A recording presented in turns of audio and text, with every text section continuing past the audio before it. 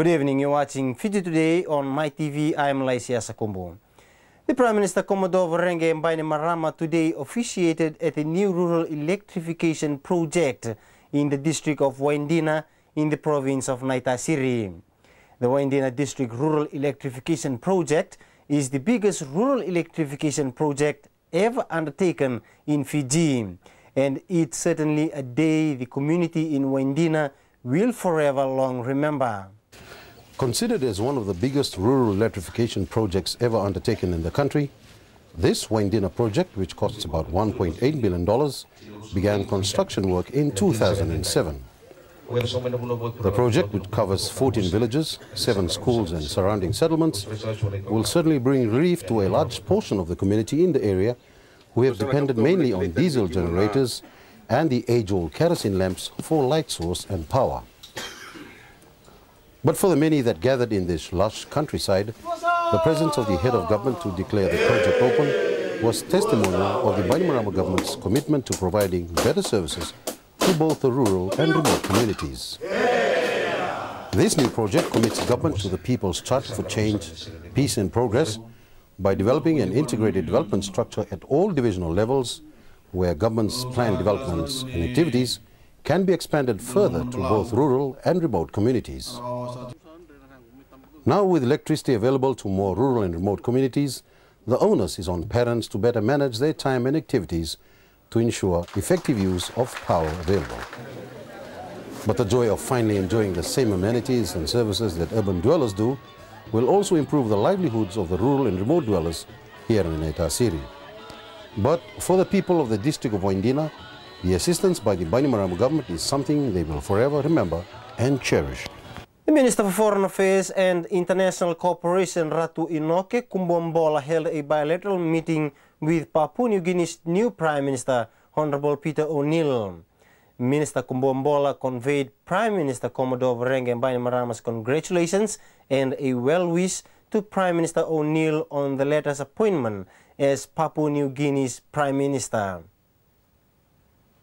The Fiji military forces is yet to receive the full details of the death of a Fijian soldier in Sinai. The soldier on peacekeeping duties is believed to have died in an accident late last week. Military spokesperson Lieutenant Colonel Naomi Leweni says they have not been told the details of the accident. Leweni says they will release the man's name once they have the full details from Sinai.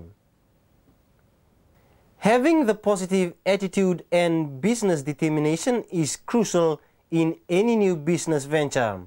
The policies of the Bainimarama government has also made the board of the Fiji National Provident Fund more determined than ever in pursuing investment opportunities that will be beneficial to all its members and to Fiji's economy. The Fiji National Provident Fund has been in the public and media spotlight over the past few months, receiving strong opposition and criticism for the write-down of members' investments, which included the Grand Pacific Hotel in May 2010.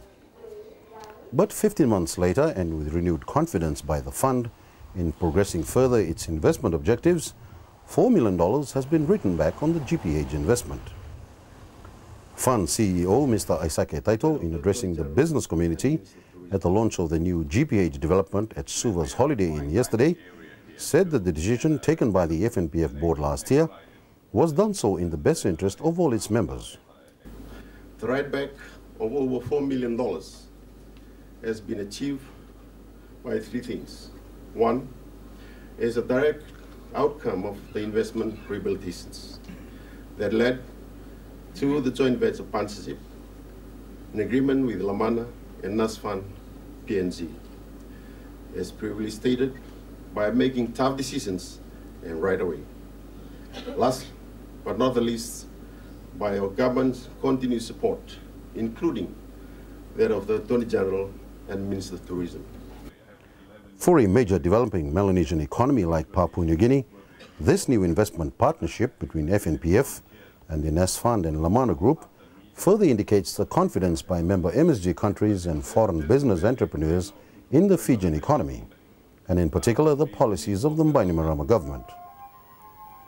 Nesfund PNG Chief Executive Officer Mr. Rod Mitchell believes that the joint project is a major milestone for Fiji, particularly the historical significance of the Grand Pacific Hotel. Well, it doesn't look like a grand old lady now. I walked through it this morning, but give it 30 months' time, it certainly will be the grand old lady. Several civil engineering companies in the country have been identified on this joint project, which will cost more than $70 million, with the redesigning plans put together by Auckland-based architects Ricky Doe. The project will also attempt to retain this once pride icon of the city of Suva. And so, with the restoration of one of Fiji's iconic structures, the status of Suva, commonly known to many as the City of Surprises, will certainly have something more to offer to the capital's future visitors and travellers alike. What was once the pride of the past will one day be the pride of the future.